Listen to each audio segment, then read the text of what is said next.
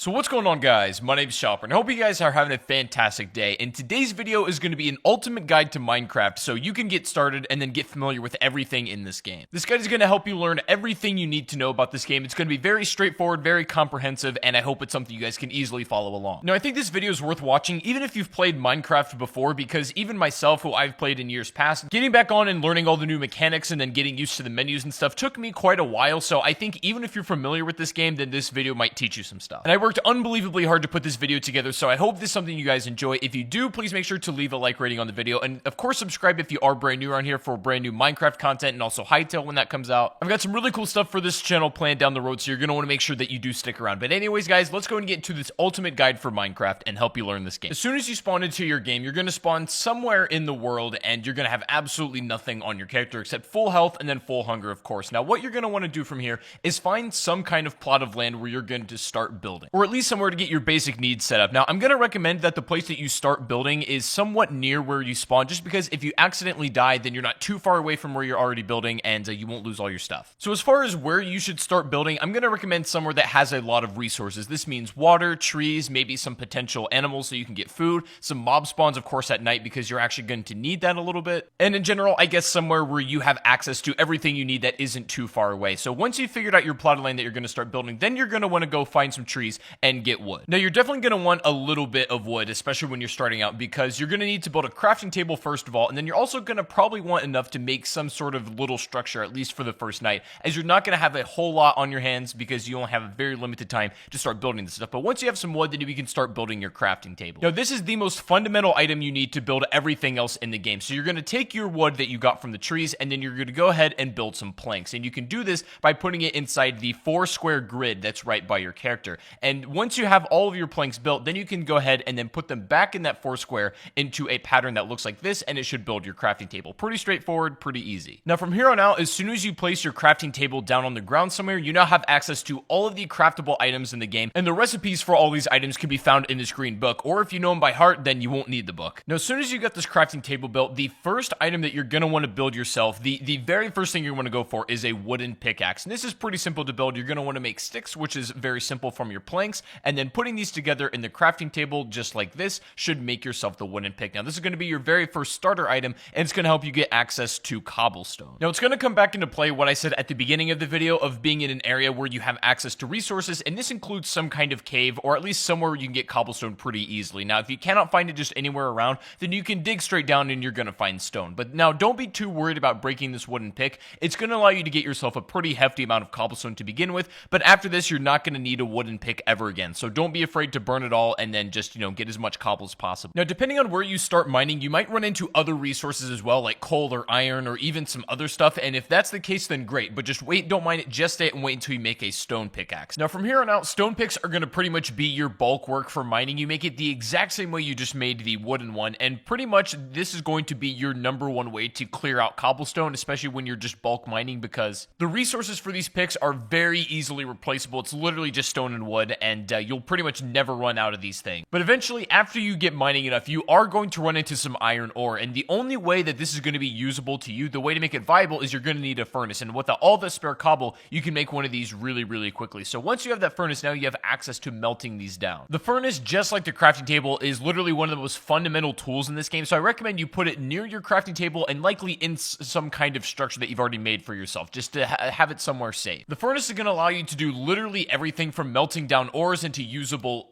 items, and then also cooking food, which is going to give you much more energy than if you were to eat it raw. Sometimes when you're at this point in the game, that's the only thing you have available, and you got to do what you got to do. So it's not like there's never going to be a situation where you have to eat raw meat or you have to eat the rotten flesh in Minecraft, but ideally you want to have it cooked because it's just going to net you a lot more energy and health. So at this point in the game, it's important to protect the resources that you have and then really start to build up where you're going to be staying. Now, what I recommend you do is stock up on a lot of food and then also make a ton of resources in order to build some kind of house. Like normally I just build it out of wood. It's very mobile and you can use this for a lot of things. For example, if you have an excess amount of wood and you're using your furnace and you just don't have enough coal in hand, you can actually burn wood. It doesn't burn nearly as well as the coal does and not for as long at all, but it's still an option if you don't have any at hand. And while you're doing this, it's worth melting down all the iron ore that you have in order to get the ingots because you're going to use these a little bit later on. And for your makeshift safe house, you're just going to want to have something that's tall enough that mobs aren't going to jump in while you're doing this kind of stuff. So maybe maybe 3 or 4 blocks high will be just fine. And of course, another important thing is you should definitely think about making a stone hoe in order to make an infinite source of food, essentially. Now, I wouldn't waste iron on doing this because, again, these are easily replaceable. You can use wood if you really want to as well. But having a stone hoe and starting out with some wheat seeds that you can get from breaking grass is going to be really beneficial. And also something I strongly recommend is you make a bed at this point, especially if this is where you want to make your spawn point be, because every time you die, instead of spawning where you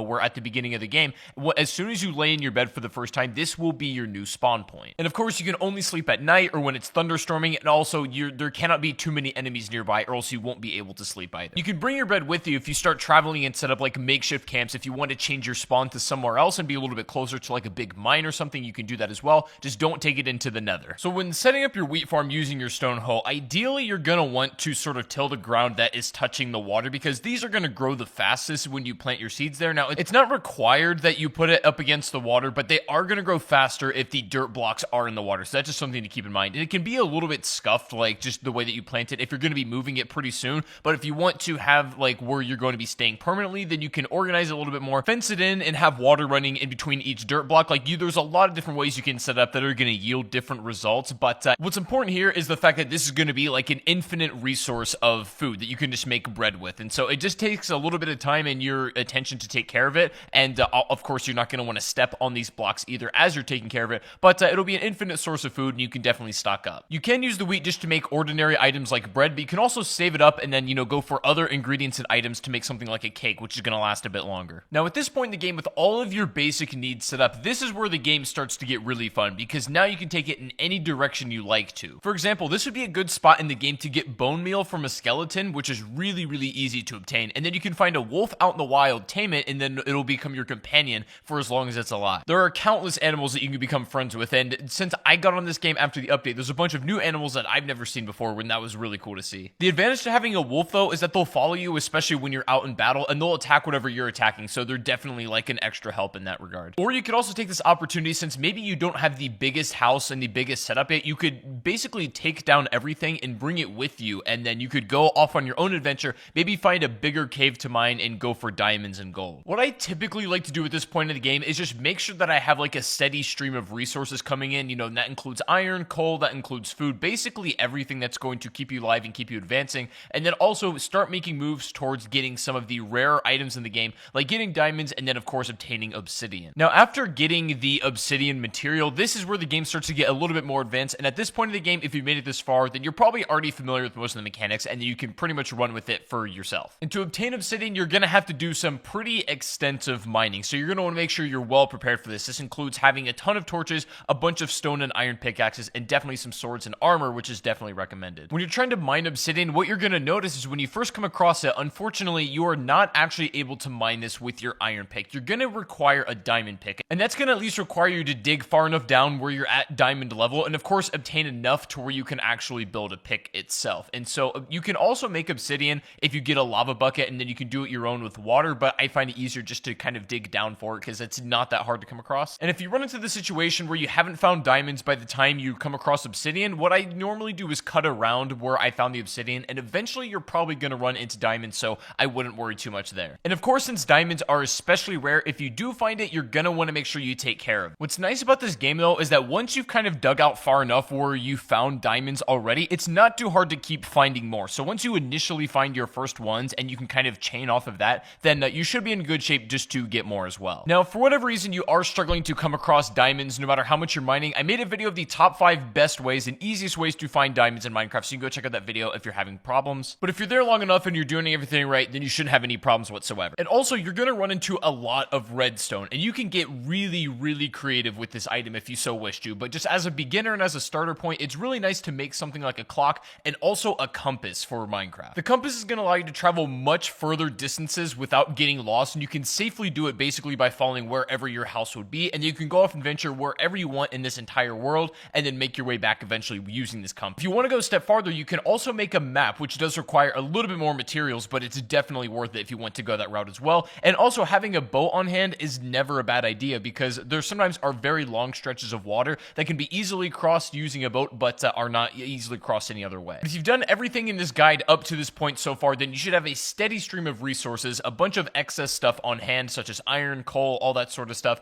and then you should have all of the basic tools you need to travel anywhere you like, and then a decent house setup as well. And from this point, you pretty much have the freedom to take the game anywhere you like to. You can take your obsidian and set up another portal and then go down that rabbit hole, and if you so wish to, you can work your way all the way up from this point on, all the way to the Ender Dragon if you so wish to go that route, or you can just, have fun, explore, play a little bit more casual route, and just enjoy the game. Either way, this guide was set up to facilitate both styles of play. You can just have fun and just casually play the rest of the match however you like, or you can go for the Ender Dragon and then finish the progression of the game. Either way is going to work, but now you have the tools to go in any direction you like. So anyways, guys, that is going to be the ultimate guide to getting set up in Minecraft in 2019. I hope you guys did enjoy. If you did, please make sure to leave a like, rating, subscribe if you are brand new, and let me know down below in the comment section if there's anything in specific you would like to see me make a video on. I'm going to have some videos about shaders and mods here pretty soon, so stick around for the exciting stuff. But I did want to get this guide out there for a lot of people who are just jumping back into Minecraft after a long time, or maybe have never played this game before and are just wanting to get a grip on and understanding on everything. But let me know your guys' thoughts in the comment section down below. Thank you guys for watching once again, and I'll see you all on the next stream or the next video. Take it easy, guys, and peace out.